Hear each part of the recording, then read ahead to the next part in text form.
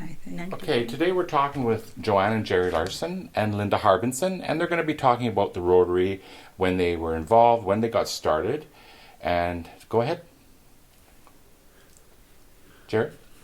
Okay, and it started in 1991, I guess, with Jackie Oya was the one that approached me about Rotary. At work, she dropped off some tapes for me at the office when I was working, and it had to do with Rotary. And I think there was a short letter or something to the effect that they were trying to start a Rotary club in Nipigon, and giving us information on if we'd be interested. I'd known Jackie for many years, and her being the bank manager, she'd worked in the bank, that's how I knew her, but I also knew her through our previous days in Kinsman, as Irwin, her husband, was a member of the Kinsman Club, and she was in the Cadets. And when she dropped us off, I brought the tapes home. Joanne and I viewed them. They were on the old 8-track, the VHS type thing. And it appeared something that we'd be interested in. So after that, there was an informational meeting or an organization meeting at the old Nipigon Cafe. And the first meeting I attended there was probably, I'd like to say maybe 8, 10, 12 people. And there'd been connection because of Irwin Oya being previously in Kinsman, and I think John Zechner and Jackie, and they just give us information on it. And that's how, basically, that meeting, it was discussion on whether it could go or not. There may have even been some members from Thunder Bay there at that time giving information. Anyway, I thought it was already going, so I paid my dues that day. Well, actually, the dues hadn't even been decided at that point. But at that meeting, they decided that they were going to charge $120 for dues per year. So I remember writing a check, and I was a member, I guess, at that point. But that's how I started in it, and then it continued on after. But I'll leave it to them to. Okay, so how did it expand? How did it take long for your membership to grow? How big was your membership? Well, at that point, they were looking for members because we needed 25 members to charter a club. So they were still, no doubt, expanding. But I think that was the start of it that day when all of a sudden we started paying up. And I just, that day when I paid my membership, I just thought, well, it's going to go nowhere if you're just going to keep talking about it. So when they set that, paid it, and we're on our way. Mm-hmm. But then I don't know if I can remember one meeting at the Nipigon Cafe. It could have been more than that.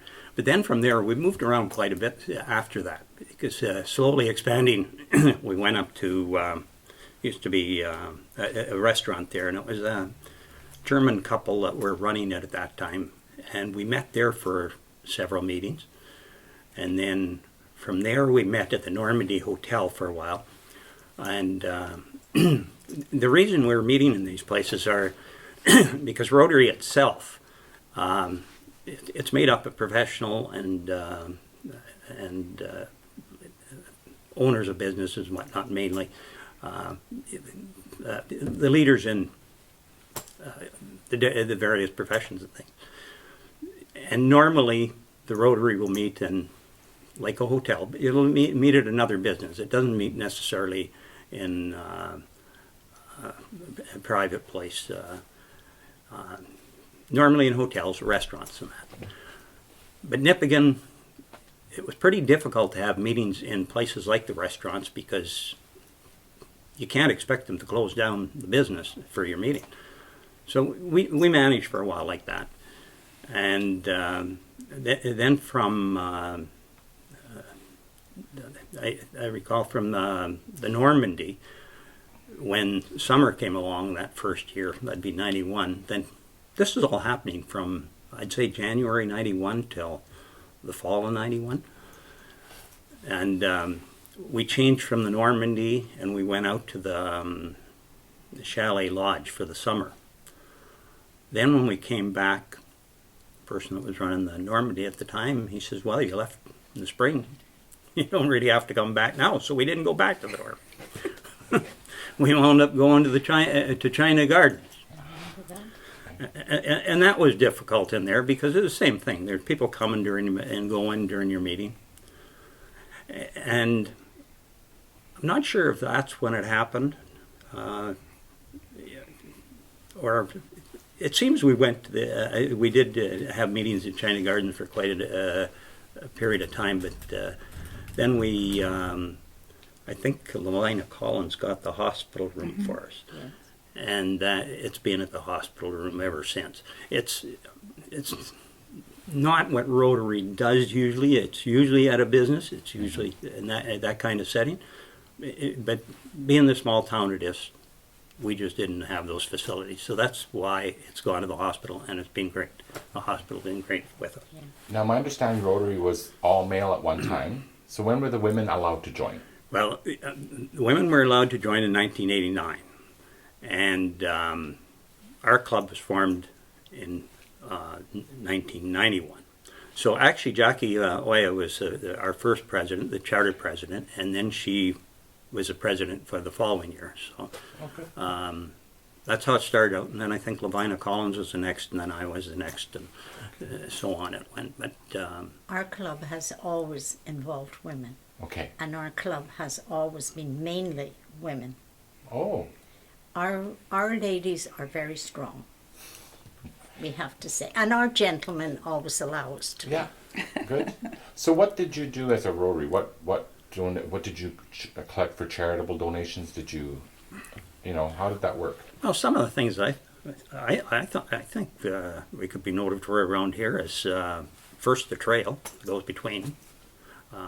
We partnered there, and again through connections from other clubs, because at that time Glenn Harris it was in the Thunder Bay Club, and I think he came to our meeting with this idea about the trail, and he connected with Ted and Gwen and the trail committee there, and between that two they decided to partner. And I can remember clearing brush down there and having work parties in the winter. And Jerry, maybe you could explain our avenues of service. Yeah. And that explains more than just Yeah. if I You know. remember them. Community, Well, explain what you do remember, international, just so people get an idea of what Rotary is and what it is today. community, international, and Yeah, when we started, it was based on 4 avenues of service, which is a vocational, the community, the international, the fourth one? Community. community, international. Oh, and club. Uh, That has since expanded now, and I think it brings in a youth section, does it not? Yes, But it's always had a youth section in it as well, because when I talk about the trail, that'd be a community type project. Then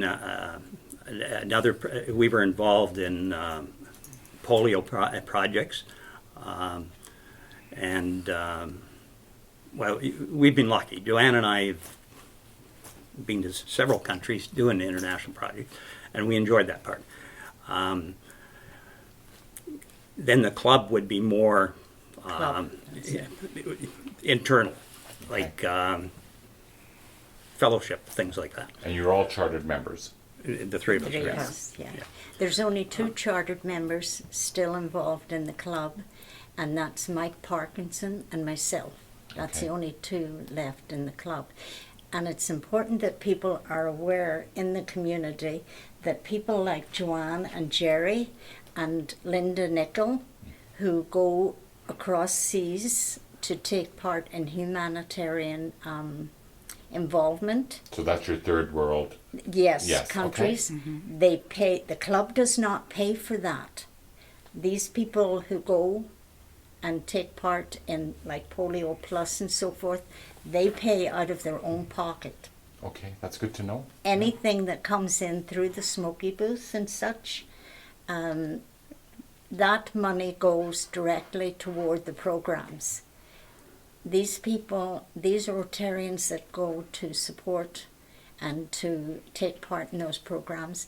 The money comes out of their own pockets. All of the money that comes in that we fundraise goes to the programs. And I just wanted to add that the smoky booth that Linda's talking about is a booth that's set up every summer by Zeckner's. Yes. And they sell out there for lunch. Yes. Yeah, just so people understand the smoky booth and what it is. So, and that raises money for that purpose. Yes. Any fundraising we do, 100% goes to the program that we're raising the money for. Good. A lot of people at the time, like us, we didn't like selling tickets. Exactly. So that's why we work at the So smoky that's booth. why we went the smoky booth way, because we felt, well, people are getting and they're giving. Yes. And that's usually the best combination. So And it is quite busy every summer. It is. Yes. It's our major fundraiser. Good. Always has been. But again, the history on that goes back to Jackie again. Okay. Yes. Remember when they were painting the, well, I don't know if you remember, but when they were painting the murals on the walls. Okay. I The don't fir- think I was living here then, but Yeah. And that No. was the chamber And project. and the first one they painted was the one with the dog chasing the train. Yeah. Now, when the man was up there painting it, Jackie had the idea, well, let's set up a smoking hamburger table for the day while they're painting it and sell hamburgers and smokies. So we did that in the evening. A group of us, we got around the table. Jackie, being her usual good social self, she went to the Legion, she went to the bars, and she was selling them off a tray and everything else. But it was Wonderful very lady. successful. Yes. But it was only a 1 or 2 day deal. yeah. Knowing Jackie, And then- I could see that. Yeah, and then for a couple summers after that, we'd set up a table, maybe at Zeckner's again, Zeckner's that time. But usually, the hospital also used to have I can remember because it was an old white booth. They used to have it for the Fall Fishing Festival. So we borrowed that a couple times and we set it up. But it would only run maybe a weekend or once or twice a year. And it wasn't until, I don't think, when I retired that I actually built the smoky booth. And it was purposely done to replicate the old train station. That's why it was the color and everything. yes. Because it really started with Jackie and that mural. So now is your membership quite large still to this day? It's not as large as it once was. We would like to get the youth more involved. The young, not youth. Well, yeah, we would like the youth, but the younger people or the 30s, 40s. But we're finding an issue now that people, well, a lot of people come and help us. We're very appreciative of the bank staff here. They come out in their and help us at the smoky booth a lot. And we have volunteers who will say, I'll come and help. But people are not, we're finding the same issues that the elks and the lions and so forth are finding. People don't join groups the way they used to. And that's unfortunate. But we have been joining together with the other smaller groups and helping them out. Like we got together with the Elks when their senior people come into town, and we helped them out. We had a lovely time with the Elks over Christmas, and I'm sure you've seen it in our local paper. Yes. And we had a fun time with them over Christmas, but we would, of course, love new members. We're always looking for new members. It's a wonderful organization. I think members has always been an issue because the Rotary Club was, you were a professional, a business person, and it's the way people looked at those things. And So it's sort of within told a small people town. maybe felt they weren't That's qualified. right. That's right. You know? We've set And- that aside yes, somewhat. but we though. did that years ago because in our club, I remember that you could say what your profession was if you Yeah. want it, whatever it is. And I loved our club for the fact that one of ours professions was newspaper carrier. He delivered newspapers. Yeah. And a housewife was recognized professionally. There wasn't anything that in our club that we did, but in other clubs still that was dominant, and that did make when you heard about the Rotary Club, as I said, when I heard about it, my first thing was, I'm not joining that old man's club. My husband convinced me because we needed a charter member, but also what the Rotary Club did, not only in your community, which it had to be important to be So it was that. important to get rid of the stigma of a professionalism as That's being right. a lawyer, a That's doctor. right. Yeah. And the international aspect, for me, was the big one. Yeah. In Nipigon Rotary Club, every individual is important. That's right. Absolutely. Yeah, and this club couldn't have survived trying to just go on like the classifications, because it was also that you'd have one from each classification in your club. So you had to be very creative in making up your classification. Well, I guess being a smaller community, Yeah. you sort of have to broaden your search of who you want Yeah. in the club. And it's not in- like a city where you can be picky and choosy. You want And a Nipigon club. Rotary Club could not survive without our communities, because our communities have supported us 100% in everything that we've done. And we're so thankful for these communities that we're surrounded with. Yeah, I find small communities, they band together a lot better Absolutely. than a city. Yes. Most definitely. And that's one thing too. When we first joined, we would go to district conventions, and there were very few women that were actually members. Most of them were wives of members when we go to the district conventions. Very few couples, if any. I think our club was the first one really going to them that in our district that had couples in it, and we had several couples, and we wouldn't have had a club without doing And that. we're very well known in our district. Nipigon is very well known, and we are part of a huge area right down through the states, and Nipigon is very well known and admired. Good. So well. Yeah, well, I'd like to mention that what we often did in Rotary is try to connect the community with international. It wasn't isolated, where you went somewhere and did something and that was that. We tried to involve a lot of different people. And the one I mentioned is Jerry and I went to Guatemala to work in a boys' home. And one of the times we went,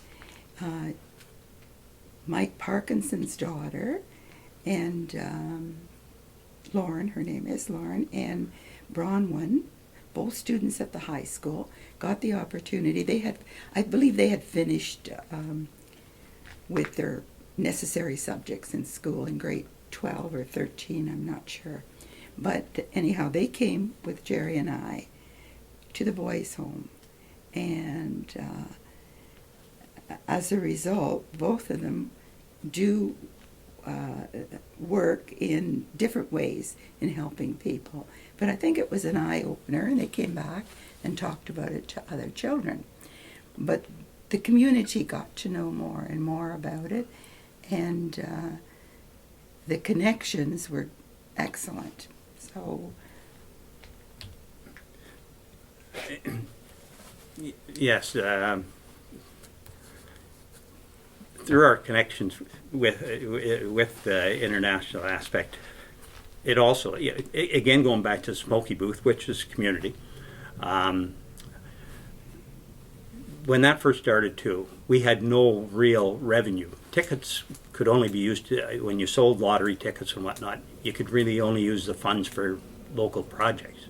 So this is how we sort of expanded into that. As I think Joanne said before, we didn't like selling tickets, and we still don't. So when we ran the Smoky Booth, we were able to raise some funds, and in this way we could use some of those funds for our international projects, which we had no way of funding before, other than just straight donations. And it went over so well, the Smoky Booth. That is no longer just for international projects. It's split up between the community. They still take a portion out for the international project. But The projects we're involved in Guatemala, we've also been involved in others like delivering nets in Tanzania, mosquito nets, and that was part of a large project. It was about close to $500,000 project, but our club was right up their front because at that time it was Canadian clubs had an advantage over American clubs because we could also access our government for money for international projects. So quite often, a dollar raised at the community wound up being equal to about $5. So it was important, and then the Nipigon Club gave a substantial amount.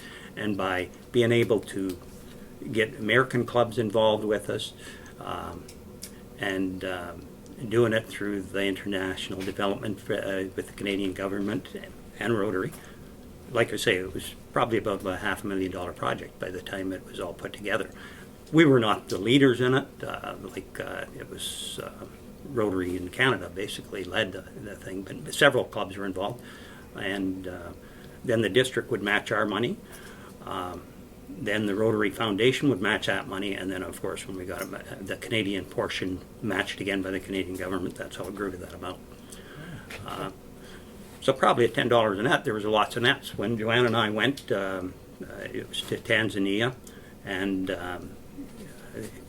in Tanzania, the government there, of course, you bring in $500,000 worth of nets.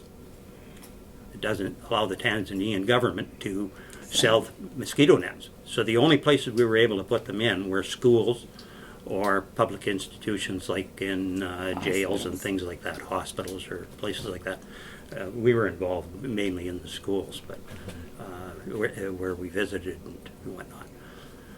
But also some of those things lead to other things that you have no idea until you're there. Yeah. Because in Tanzania, we were sent out to a school, I believe it was, to put nets. So we drove out there in the countryside and I guess had some difficulty finding it.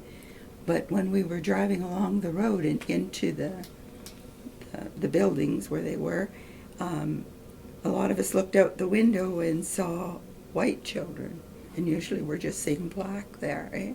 But turned out this place was for the blind children, and they were just like sent there, and the white children that we were seeing were actually albino.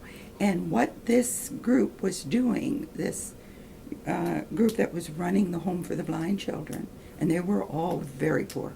There was nothing, not one toy, not one ball in that whole place. But they were hiding them because the belief, some people over there, is you're going to be rich or you're going to have luck if you kill an albino. So what they were doing was hiding these children there. And then that spread, of course, the word. And we were a group that came from different clubs. And then that word spread out. And before long, there were buildings, improvements, beds bought because they didn't have beds, toys bought, clothes bought. But it came from not just our club, but from this whole group. But it became something that people were aware of. And it was amazing the number of children when we went to the schools in the community after to talk about what we did there. The kids were donating from the community here. The children were giving. They wanted to give like a ball, a toy, a piece of clothing or something. So I think that really our world is a community. Mm-hmm. Yeah. Okay. So what else? The polio. Polio is, that's one of the projects, the main project, I'd say, of Rotary is to wipe out polio, eradicate it, Yes. much like smallpox was eradicated. And their goal when we joined was to have it be rid of polio by the turn of the century, of course. Didn't happen. But there's very few countries now where polio is even found. And we've had members from here. I can think of Linda Nickel. The first time we went, Joanne and I went to India. Dr. Bond. Yes. Dr. Bond here at the time also went with us, and that was with a group of people too, probably half American, half Canadian. And Linda Nickel has gone to polio, and Connie Yes. Larson, Yes. and I guess that's it from the club, eh? Can't Yeah, think I of. think. But we've gone to Linda. Members from the club have gone. Well, Linda's also gone back to, since then for other projects in India. We had been there twice, and it's an eye opener. We were able to have homestays as a result of these projects. Joanne and I have stayed with families in both India, Tanzania, Guatemala, and that's the rich part of it. Actually living with the people and getting to know the people. Yeah, and we got to visit Mother Teresa's home in India, and where the people from the street go to die. But when we went there, you're expecting that sadness. It wasn't like that at all. It was a very, very uplifting and happy place, and that surprised a lot, us. But and then when you come back and you can say these people are really trying to help themselves. It isn't that they're just letting things fall apart, and they need, like from the West, we have to work together. But that's what I learned, how hard they try to improve. And when we can give a hand, we should, because they'll do the same for us. Okay. Yeah. Another international project, I guess, was putting in stoves in poor countries. Most people in the poor countries cook over an open fire. Many of them are indoors. Many of the children die before they're 5 years old, mainly because of respiratory problems. And the stoves we put in Guatemala mainly, they were a ceramic type stove. We'd go in, the stoves that cost about $100 per stove. These were all donated. It's the working together with people from other clubs from elsewhere in the world even. And we'd work together as teams installing the stove. And building them. Because they weren't a stove that came together. Yeah, it's not what we've No, seen. it was a stove like brick blocks, this, Yeah. and we had to go for a training to learn how to build the stove. And we did that first, right? Yeah. And then we Yeah. were sent out, and we actually went in and built stoves in the house. And that was quite an experience for me anyhow. Yeah, so the Rotary was quite involved internationally as well as local. Oh, A yes. really big This- part of everything. Yes, this... We truly in Canada don't know what purr is. Really, the poorest of the poor that we see here. And don't get me wrong, we should be helping our own. We definitely should. But we really don't know what purr and what poverty is. Right. We are so blessed. To give you an example about the stoves, how we became involved in Guatemala was we were working in the boys' home, and I would do woodworking with the boys. I brought tools down and things. And one day what I was doing was, and I mean we used everything with the lumber we used. There was very little for scraps left when I was finished with it. And at the home I was at, it was a Sunday actually, and we were working out there with the boys, and I had a little, like an oil pail, that I'd put the scraps in, sawdust and that. That pail I took out and I put it in the incinerator, and never thought anything of it until she came running up Yeah. to the little shop I was working in, and she said, "Don't throw that into the incinerator anymore." there was a woman that worked. She was a laundry lady at the boys' home. But she went into the incinerator digging out these little With her pieces of bare wood hands. with her bare hands because they could use it for burning in their own wood. It was very, very precious Precious to and them. expensive to them. But all of a sudden, when she did this, and I saw her going in with her hands like that, and I don't speak Spanish, but I know a little bit, and she got that message to me, so I quick ran to him and said, "Stop, stop." But the year before, when we had actually gone to the home, it's in the mountains, and the road leading up to it was all washed out because it was near the end of the rainy season there, and the rain had washed the road right out. So we basically had to walk in probably about a quarter of a mile up to the home, and as a result, some trees had fallen and things because of the flooding and whatnot. But the first few nights when we were staying there, we could hear them chopping and cutting wood outside of the place for All night long. all night long almost. And that's where we learned how precious the wood was there, because the little bit that was on the ground, every scrap is picked up and used because that's all they used for cooking and whatnot. And it was bare. There's no scraps on the ground there. But everything had to, too, is the improvement, vent out. You had to vent that smoke out. So that was part of this stove process, too, because it wasn't unusual to find black soot. I would say, an inch, half an inch or more Just all on the over. wall, thick. You could dig a little hole in it with your finger. And they were breathing all this in, so...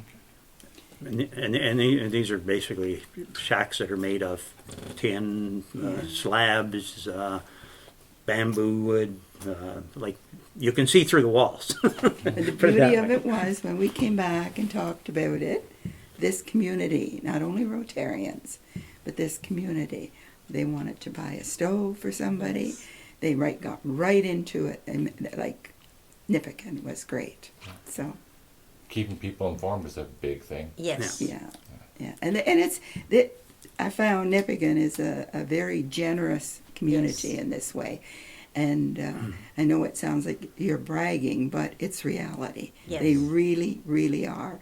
Because when you did tell them any of these things, And They not don't just have much. Nipigon, Red Rock, Dorian. yeah, the area. The surrounding area. That's why I think we always felt good, because we were one of the small town clubs.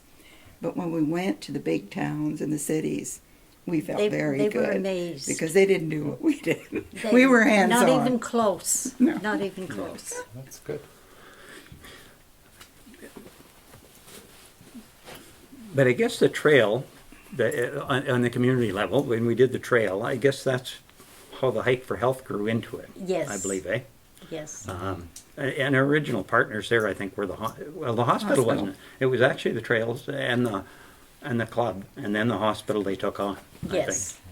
And I But it think was for the purpose of the through hospital. Hike for Health too, the hospital grew because we did support the hospital big Yeah. time through Hike for Health and through Rotary. So what else is on your list? Peace pole. If we broke down the list, there's so many small little things that Yes. we helped, like at Christmas time, or we made diapers and sent them, and that was another beautiful project because we gathered at that time it was I can't think of their name. McGurk's. McGurk's house. That's yeah. right. And it was men and The there was McGurk's, women, that's a and they were long cutting ago. them and they were sewing the diapers, and they sent them to Russia Yes. because that was And then right there was after. the shoes.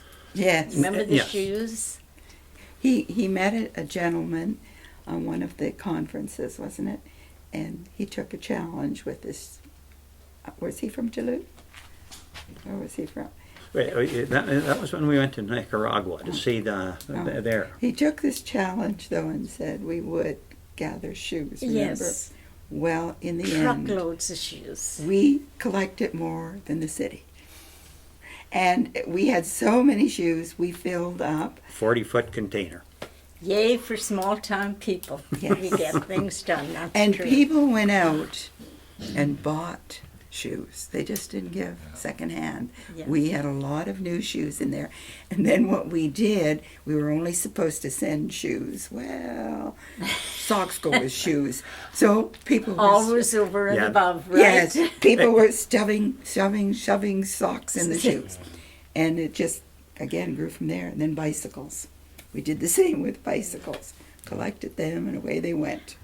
And we've sent stuff to Jerome Harvey's project. The hospital equipment. Hospital Yes. equipment. That's another one. The old hospital equipment from the old hospital Yes. actually went to Oh, what's Egypt. And a group of us, we packed. Mike Parkinson would know more about that because I think he Yes. arranged that. But we packed up, again, a truck. And I don't know who made the arrangement for the truck, but it was going somewhere and to go in a container, and it was going to Egypt, the old hospital. So that's where the old hospital beds are in Egypt. And of course, we have our ongoing cupboard, With the medical. medical cupboard, yes, that people call us when they need walkers or hospital beds or. Well, I'd like to thank you, and we have to wrap this up. Our time is running short, but thank you very much for the interview. It was fantastic information.